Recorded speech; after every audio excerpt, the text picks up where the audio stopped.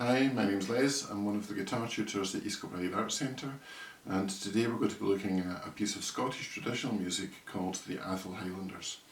It comes from this book, which as you can see is a grade 3 book, but it should be playable by any of the players who have been in any of my guitar classes. So we're going to take a look first of all at some right hand technique, although it is playable both by fingerstyle and plectrum style. I will be looking mostly at the right hand technique for fingerstyle playing. Okay, so first of all we're going to be looking at some right hand technique. Now I hold my hand in a slightly different way I suppose from most players. What I'm doing is I'm kind of adapting a classical style of playing, but today what we're going to be looking at is what's called a claw hammer style. So we'll be using the thumb and 2 fingers. So what I'm doing is I'm kind of clenching a fist. I open my thumb out so that it's in front of my fingers, and then I gently open my fingers out a little and place them on the strings. So the thumb gets placed on the 3rd string, the index finger is underneath the 2nd string, and the middle finger is underneath the 1st string. We're going to be looking at 2 different techniques. One I refer to as a forward roll, which means you play the thumb first, then the index finger, and then the middle finger. So that's the thumb, index finger, middle finger. We'll also be using what I refer to as a reverse roll, which means we use the middle finger first. So middle, index, thumb. That's middle, index, thumb. Now, you can also do this technique by using the plectrum. And what you would do is you'd start off with the plectrum slightly above the 3rd string.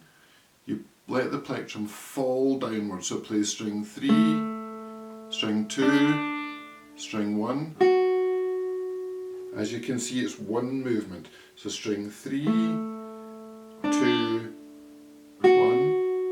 And the same is true of playing in reverse. These are arpeggio techniques, which are playing parts of a chord. So then string 1, 2, 3. If you're playing it up the way, string 1 and 2 and 3. Now we're going to be using 2 chord shapes as a huge part of this tune. So the first chord shape that we're looking at is a part of the A chord.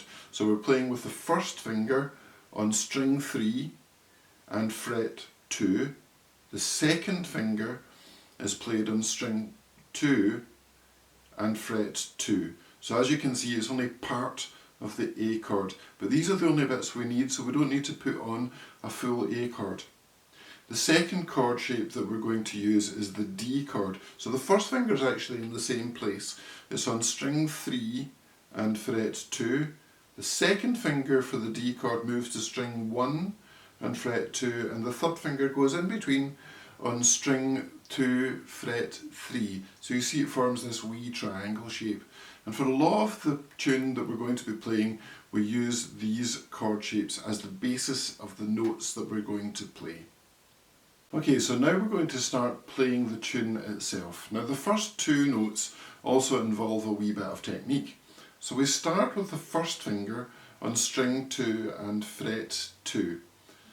We play that note, and then quickly what we do is we do what's called a hammer-on. So this 2nd finger is going to quickly go on to fret 3 to play the note. Now you don't pluck the note with the right hand or with the plectrum, you just hammer on the finger. So it goes.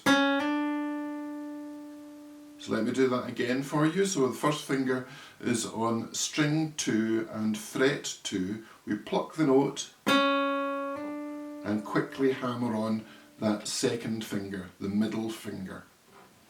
So after the first 2 notes, the left hand goes into the A chord position that I explained before. Now this tune is in jig time, so that means we're counting 6 beats to the bar. The 1st note is played on the 1st string, and it counts for 3 beats. So we count 1, 2, 3. We then go through the strings and we go string 1, string 2, string 3, and we repeat that. String 1, 2, 3. Now you can't see my right hand, but I'm using my middle finger for string 1, my index finger for string 2, and my thumb for string 3. So far what we have is we've got the hammer on, we go into the A chord position, pluck string 1, and then 1, 2, 3, 1, 2, 3. Now you'll see that my left hand isn't moving. I'm keeping the A chord on and keeping it hopefully quite steady for these notes. The next 3 notes can be played in 2 different ways. The normal way to play it would be to keep to the A chord but take your middle finger off. So then you strike string 2 either with the plectrum or with the index finger. Put that finger back on, play the note, and then you take your 3rd finger and put it onto string 2 fret 3 to play the 3rd fret note. Now the 3rd bar is very much a repeat of bar 1.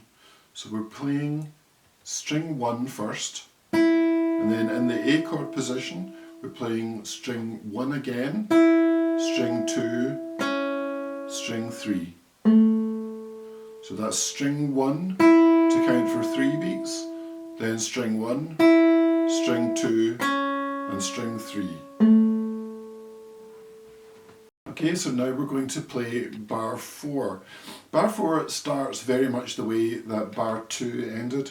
So we're going to start this time playing it in a different way. So we're going to start with the hand off. We play string 2 open. We put the 1st finger onto string 2 fret 2, and then the 2nd finger to string 2 fret 3. Then we come back down the scale. So the 2nd finger comes off, we play fret 2 again. The 1st finger comes off, we play the open string, and then the 1st finger comes down to start to reform the A chord again. So we play string 3.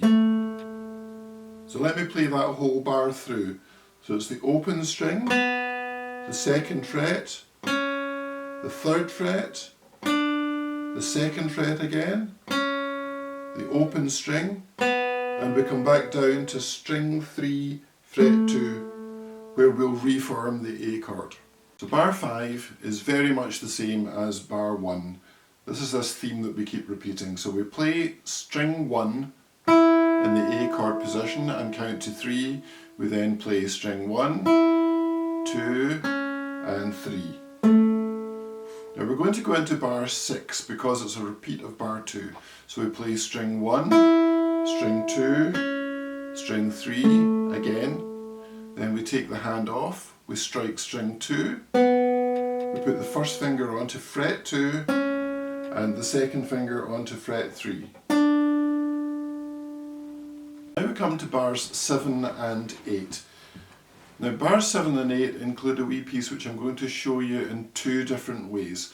One is for the beginners and the other is for those who are more advanced. So we start off playing the open string 1. We then use the pinky, it's the first time we've used the pinky, to stretch up to fret 5. We come back to the open string. The 1st finger plays fret 2 of string 1. Then we come down the scale by playing the open string. String 2, fret 3. Now we go back to a familiar theme, so we're back to fret 2 of string 2, fret 3 of string 2, the open string 2, and then we start to form that A chord again by going down to string 3 and fret 2. So now I said that I was going to show you bars 7 and 8 played slightly differently. In particular it applies to bar 7. Now for those who are a wee bit more advanced, you might want to put in some ornamentation. Ornamentation is very common in Scots and Irish music. So what we do is we start the bar the same way. We play the open string. We use the pinky to play fret 5. But then what we do is we come down, we play the open string, we put the 1st finger onto fret 2, But then we play what's called a mordant. So we put the hammer on, we pull that off again, and we pull off to the open string before coming down to fret 3. Now that seems quite complicated. In actual fact, it becomes quite natural once you get to do it. So again, we play the open string, fret 5, open, we play fret 2, hammer on, pull off to the open string, and then go down to fret 3. Now I'll play that at what I think of as full speed. And then we finish off, fret 2, fret 3, open all on string 2, and then into the A chord again on string 3. So here's the whole tune put together for you.